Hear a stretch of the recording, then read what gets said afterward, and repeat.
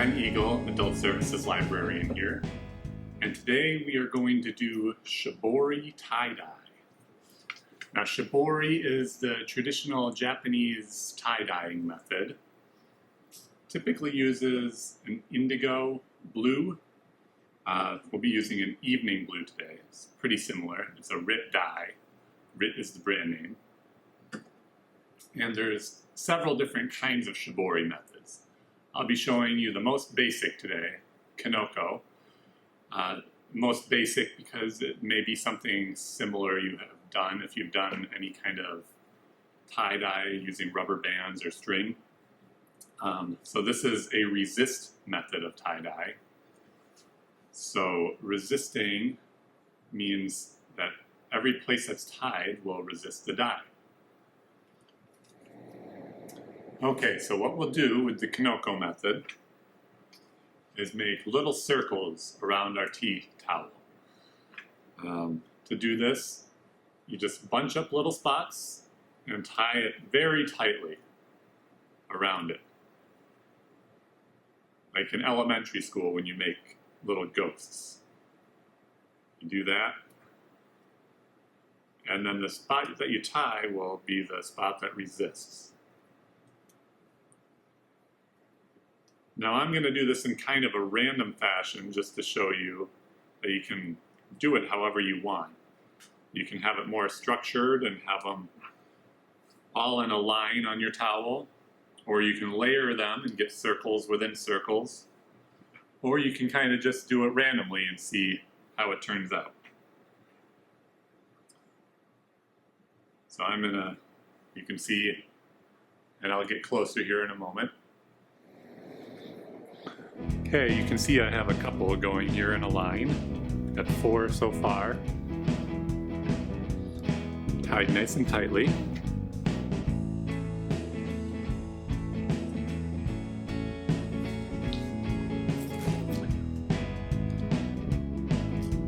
And I'll just keep making more of them. You want to do the whole cloth.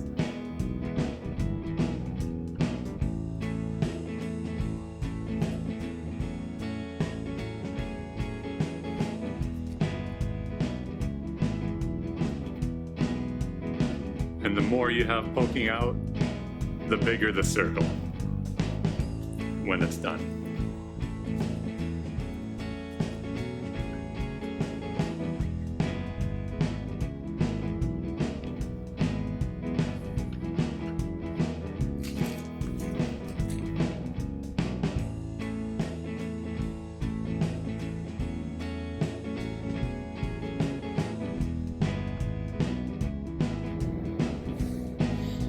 Okay, you can see I've done several rows here now. I'm going to try something a little bit different in the middle just for fun, to do some circles within circles, just to break up the pattern a little bit and show you just some other ideas.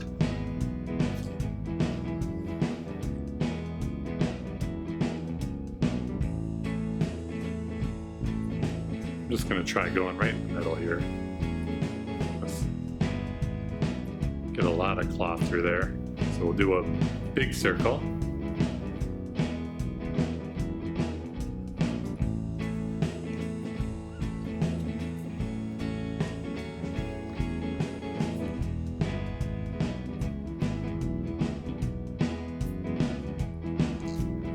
And then I'm gonna do another circle within here. Now you could do this multiple times. In fact, you could do it on the whole thing and just do one big layer.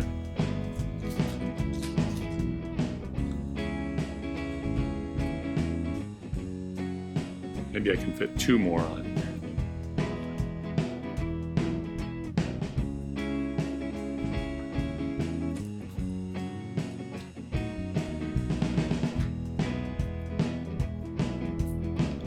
Okay. And 1 more.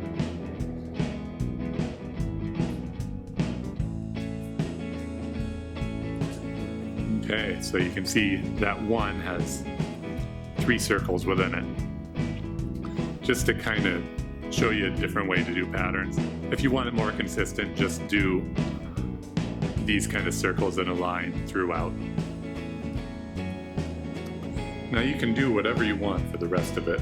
I'm just going to keep doing kind of simple circles in a line. We have the variation on the pattern here, and I think I'll just keep going in lines for the rest of it to see how that turns out. But really get creative with it. Do whatever you want with these. So every part that you tie is going to resist. And the more of these you do, the more pattern you'll have on there. And you can see I'm done with the wrapping part. So your cloth should look like this before you dye it.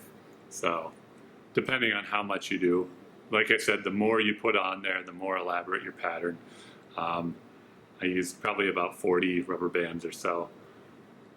And yeah, you can see how wrapped up they are. And now we'll go on to the dyeing part. Okay, now you want to get your dye bath ready. You see, I have the bowl of water. I just got as hot water as I could from the tap. If your tap doesn't get real hot, you could try boiling it, but you want to be able to still stick your hands in there, so you don't want it scalding hot. But you do want it pretty warm, as hot as you can get it from the tap, I would say, or it's not going to burn your hands. Then you're going to need some salt, your dye, and optionally you can put in a little dish detergent, which is supposed to help it dye more evenly. The salt is supposed to help enhance the color. So I've got my table ready. I got a cloth down. Remember, the dye stains, so you'll want to cover your area or work outside, but still cover an area. If you don't have a cloth, use paper towels or newspapers. So I'm going to put about 1/4 of a cup of salt in there. Doesn't have to be exact.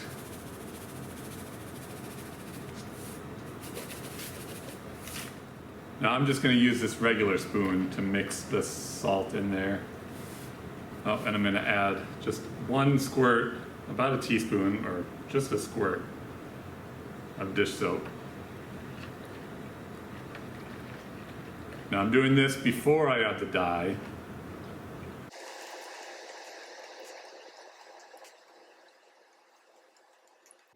And you want to stir carefully, not to spill over the sides.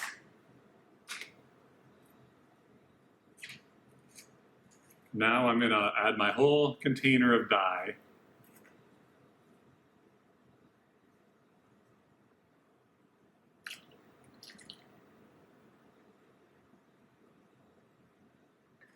And I might reuse that spoon, so I'm not going to use that now that the dye is in there.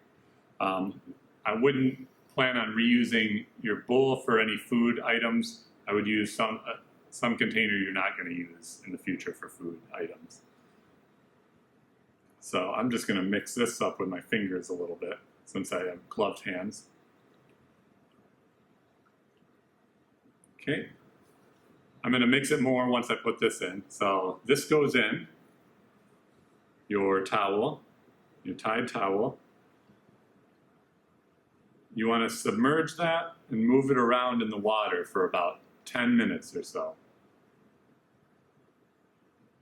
just to dye it evenly.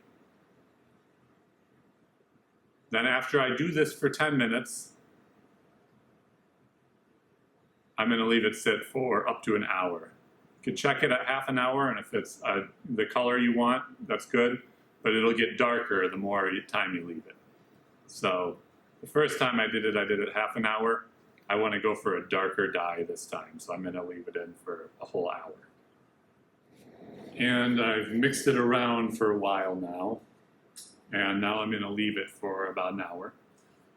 You can check on it throughout that hour. Some of it kind of floats, so I kind of move it around a little bit. I put all the tied spots facing down though, because that's the surface that I really want the most color to pick up on. So we'll leave it sit. And we're back, and it's sat for 1 hour. And you can see the color looks pretty dark. It's It's not a real dark blue anyway. This is evening blue. Typically, it's an indigo. Indigo is the main color for Shibori, but we went with evening blue for these. It's pretty close. So what you want to do is wring it out when you think it's ready to go.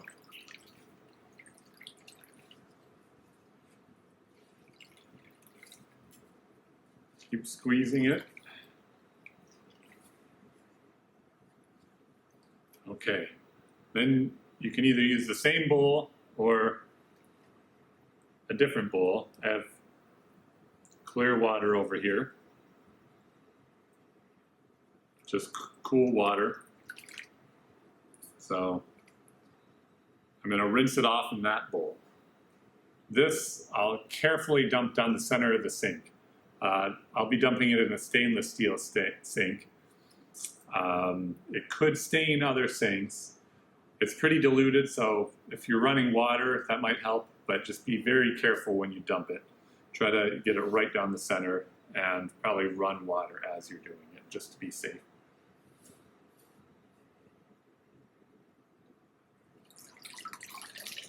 And we'll squeeze it out.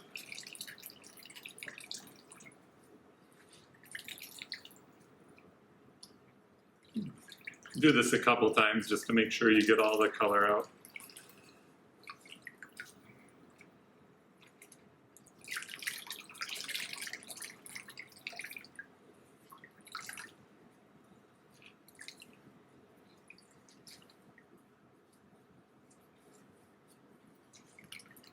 Okay, and then you just have to remove the rubber bands. Now, you can either pull them off, you can kind of roll them off. Sometimes with string, you just pull on each end. You can kind of do that with this too. And I'll zoom in closer so you can see exactly what I'm doing. But with rubber bands, seems to work good just to roll them off. And just a little bit closer to the process, I'm just literally rolling these rubber bands off.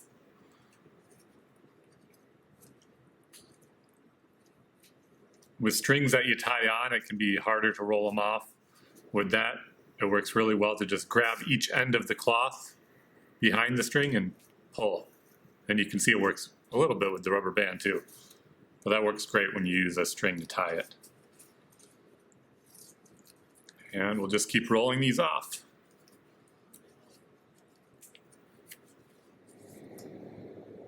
And this is our final design.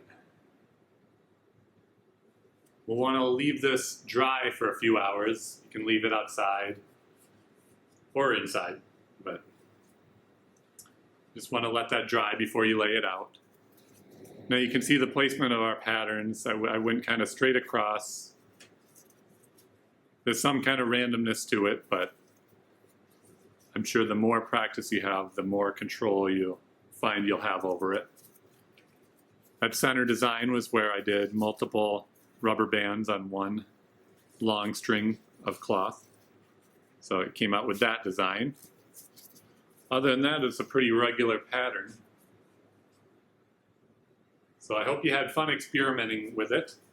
That was the Kanoko method. There's other methods of Shibori that some are at similar difficulty levels. So if you found this easy to do, those other ones should be not too much more difficult. Some difficulty levels go up. There's some that involve sewing, but hopefully this inspires you to go try more methods or just keep experimenting with the Kanoko method. Hope you enjoyed the video. Bye.